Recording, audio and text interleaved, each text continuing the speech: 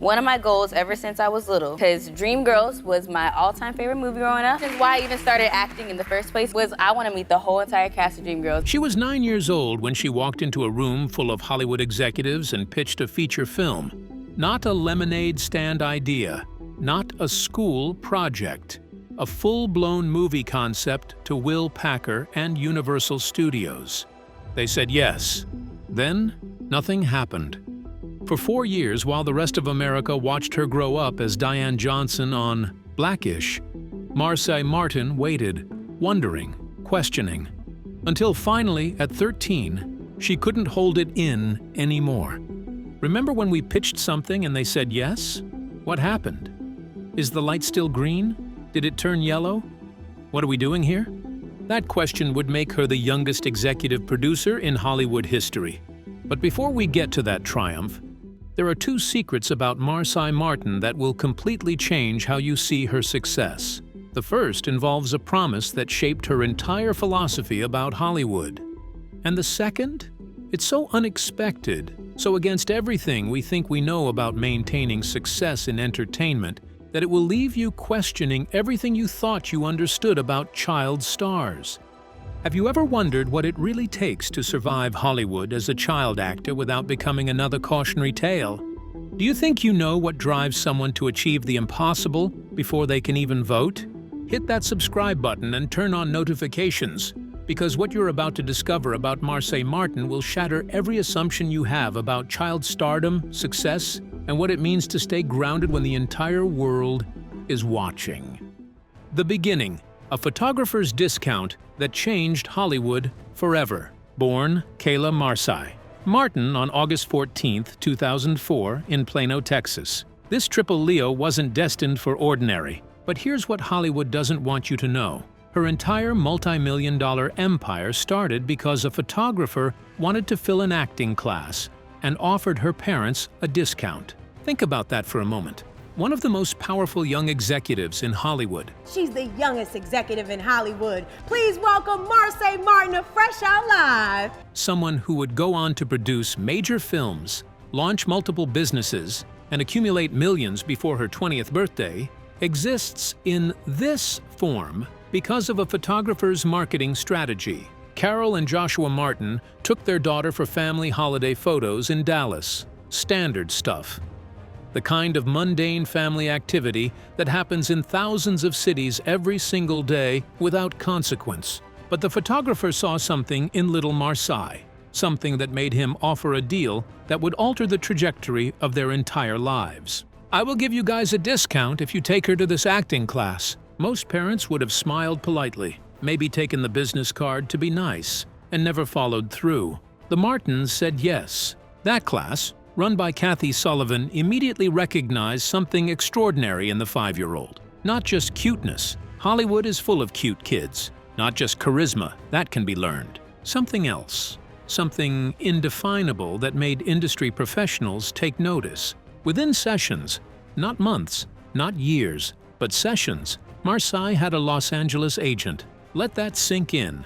5 years old, a few acting classes in Dallas, and suddenly, she's being professionally represented in the most competitive entertainment market in the world. But this isn't a story about overnight success, because there's no such thing. This is a story about what happens when raw talent meets relentless persistence, meets a family that understood something most stage parents never grasp. The Martin family began flying back and forth from Plano to LA, chasing auditions while Joshua continued working as a car salesman in Texas. The financial strain was enormous. The emotional cost even higher. It was always me and my mom doing auditions, and my dad would be a car salesman. I would only see him really at night. Can you imagine the faith that required? A family split between 2 states, burning through savings on plane tickets and hotel rooms, gambling everything on a 5-year-old's dream that most people would call delusional. Most would call that crazy,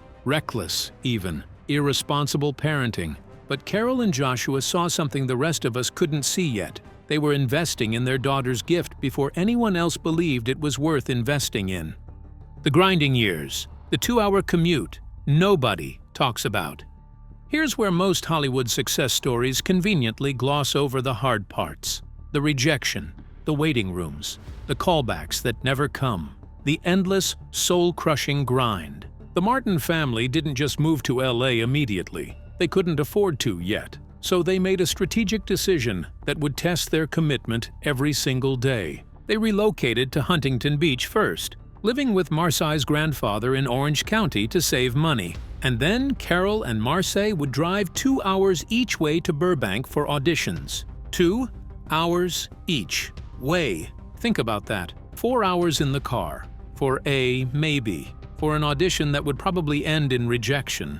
For a chance that might lead nowhere. While most 8-year-olds were playing with friends after school, Marsai was sitting in LA traffic, going from audition to audition, hearing no far more often than yes. This is the part of success nobody wants to talk about. The boring part, the grueling part, the part where nothing interesting happens except the slow building of resilience that will matter later. But something magical was happening during those marathon commutes. Every day, like clockwork, Pharrell's Happy would play on the radio during their drive. It was like we were hypnotized, Carol remembers. We were going to be happy driving the freeway. That wasn't just a song choice. That was a philosophy being built in real time.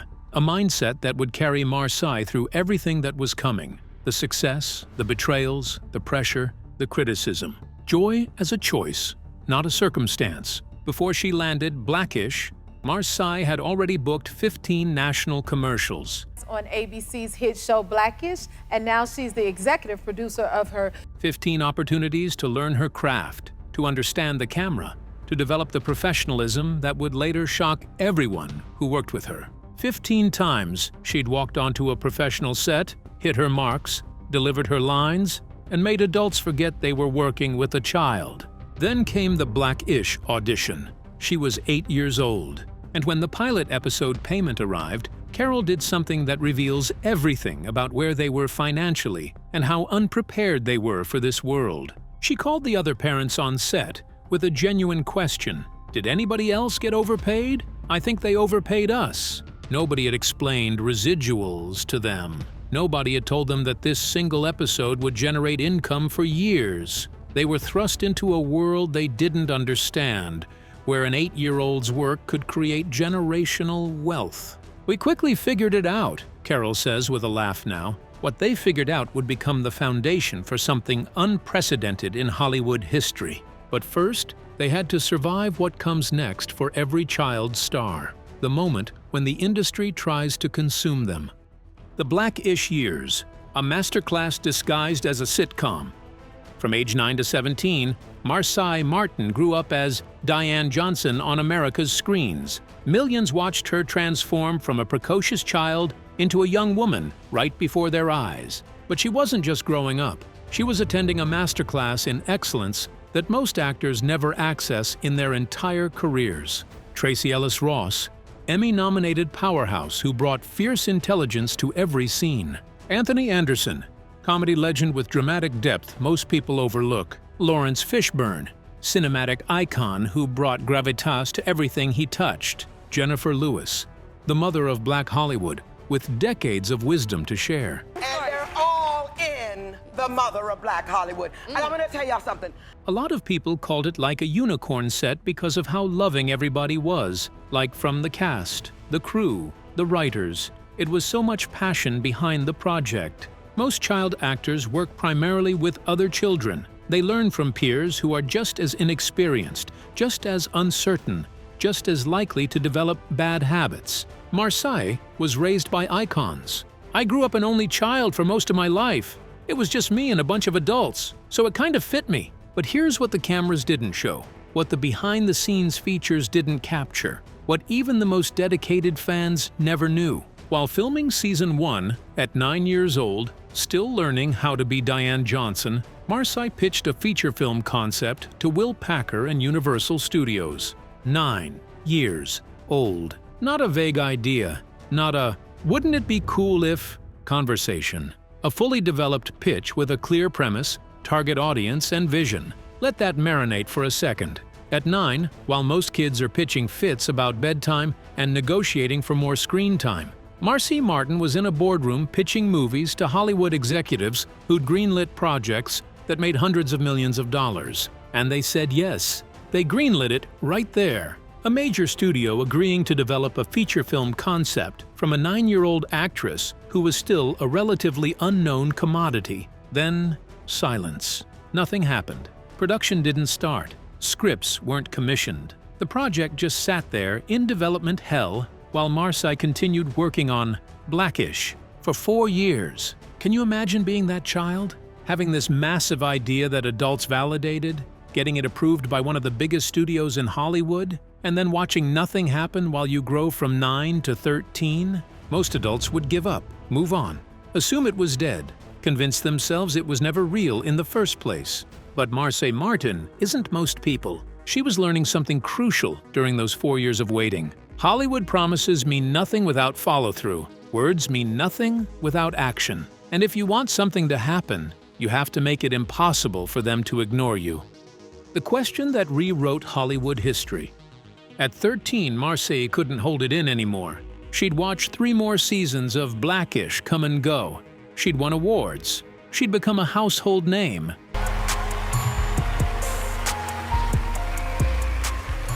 Well, dang. Okay, well... She'd proven she wasn't just a cute kid, but a legitimate talent. And still, nothing had happened with her movie. So she walked up to the executives and asked the question that most people are too intimidated, too polite, too afraid to ask. Remember when we pitched something and they said yes? What happened? Is the light still green? Did it turn yellow? Right? What are we doing here? In that moment, 13-year-old Marsai Martin did something that separates successful people from everyone else. She refused to let her dream die quietly. She didn't accept the silence. She didn't assume they knew better. She didn't wait for someone else to make it happen. She demanded an answer. And that question, that refusal to be dismissed or delayed any longer, resulted in little. The film hit theaters in 2019 with 13-year-old Marsai not just starring alongside comedy powerhouses Issa Rae and Regina Hall, but executive producing. The youngest executive producer in Hollywood history. Think about what that actually means. Not the youngest black executive producer. Not the youngest female executive producer. The youngest executive producer, period. In the entire history of the entertainment industry. 13 years old. And she had final say on creative decisions, budget allocations, casting choices, and marketing strategies for a major theatrical release from Universal Pictures. While most 13-year-olds were worried about middle school drama and who liked who, Marsai Martin was in meetings about box office projections and international distribution deals. I really wasn't even thinking about how heavy the impact was until the movie was done and going back to Blackish and realizing not only the effect it had on young black girls, but the effect it had on young black creatives. The film earned 9 NAACP Image Awards, 3 BET Awards, critical acclaim, box office success that exceeded expectations. But more importantly, it proved something that Hollywood had refused to believe. A young black girl could carry a major film, both in front of and behind the camera. The pressure nobody warned her about. But here's what nobody tells you about being a prodigy, about achieving the impossible before you can even drive. The world expects you to keep being extraordinary. And Marsai? She was exhausted. There's times where I was like, I'm tired. I ain't trying to do this anymore. This is a lot for me. And even after Blackish, I was just like, okay, my routine is gone. Think about what she's describing. From age 9 to 17, she had a structure, a routine, a purpose that was clear and defined. Show up to the Blackish set. Know your lines. I'm not dark, but I'm dark enough. Not as dark as me. Oh. No one in this family is as dark as me. Hit your marks, make people laugh, go home, repeat. But after Blackish ended in 2022, that foundation disappeared. After Blackish, I was just like, okay, my routine is gone. Something that I've had for 8 or 9 years. Now I'm older. Now I know things. Now I've kind of had these fears and anxiety and all the things I didn't have when I started. This is where most child star stories take a dark turn. The pressure becomes too much. The expectations crush them. Without the structure of a regular show, they spiral into substance abuse, mental health crises, or public breakdowns. The industry is littered with talented kids who couldn't survive the transition from child star to adult actor. But this is where the first secret emerges, the one that changes everything about how you understand Marsai's success and why she's different from every cautionary tale that came before her. Secret 1. The radical permission to quit. During one of those exhausted, overwhelmed moments when Marsai was questioning everything, Carol Martin pulled her daughter aside and said something that goes against every stage parent instinct in Hollywood. "As soon as it's not fun for you, we'll do something else." Read that again. Let it sink in. As soon as it's not fun for you, we'll do something else. Not, you have to push through, we've invested too much. Not, think of all the people depending on you. Not, you can't give up now when you're so close to even bigger success. Instead, as soon as it's not fun for you, we'll do something else. Most stage parents would never say this. They've sacrificed too much, moved across the country, restructured their entire lives around their child's career. The idea of walking away feels like admitting failure, like wasting years of effort and investment. But Carol Martin understood something most stage parents never grasp. If Marsai stayed in the industry out of obligation, guilt, or pressure, it would eventually destroy her.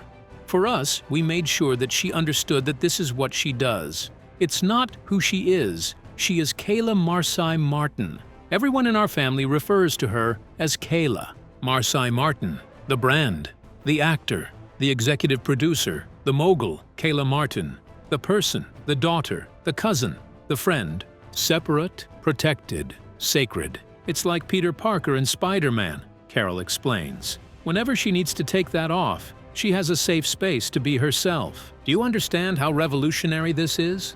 In an industry that devours child stars and spits out broken adults who don't know who they are without the cameras, Carol Martin built an escape hatch into her daughter's identity. She gave Marsai permission to be human, permission to be imperfect, permission to quit if the cost became too high. Most child actors don't get this. They become so fused with their character, their career, their public persona, that they literally don't know who they are when the cameras stop rolling. When the show ends, when the movies stop coming, when the public moves on to the next young thing, they experience an identity crisis that can last decades. But Kayla? She always had a place to go where she was just a girl from Texas who liked getting her nails done and hanging out with family. Not a Hollywood prodigy, not a record-breaking executive, just Kayla. This permission, this radical freedom to walk away, is exactly what gave Marsai the strength to stay. Because when you know you can leave, you stop being desperate. When you stop being desperate, you make better decisions. When you make better decisions, you build something sustainable instead of something that will eventually collapse under its own weight. And that's exactly what Marsai did next. The second rise, Genius Productions and the no black pain rule.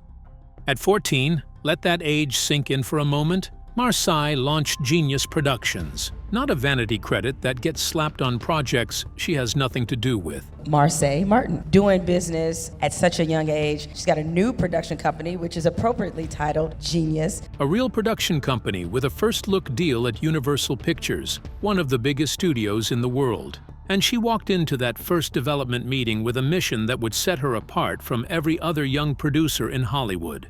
Executives started pitching her projects, and they kept bringing her the same thing over and over and over. Slave movies, trauma narratives, stories centered on black suffering, oppression, and pain. People would just come in with these slave movies. It was really the lack of original and creative ideas that were coming through the table for a black company to produce. Now, people would just come in with these slave movies.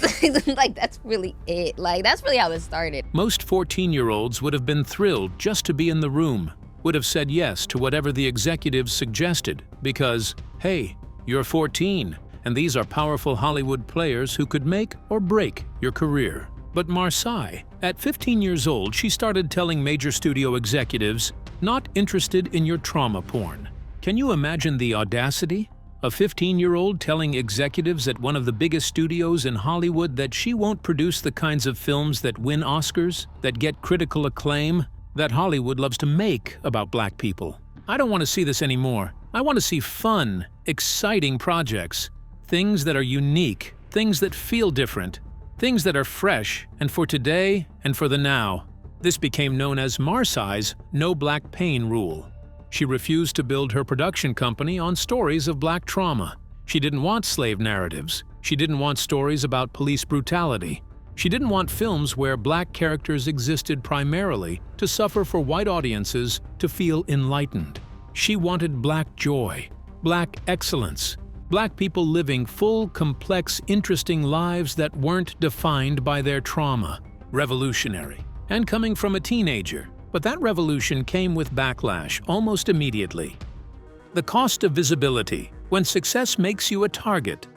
In 2020, during the BET Awards, 16-year-old Marsai faced brutal online criticism about her appearance, her hair, her makeup, speculation about whether she'd gotten veneers. The comments were vicious, targeting a 16-year-old who'd done nothing but excel at everything she touched.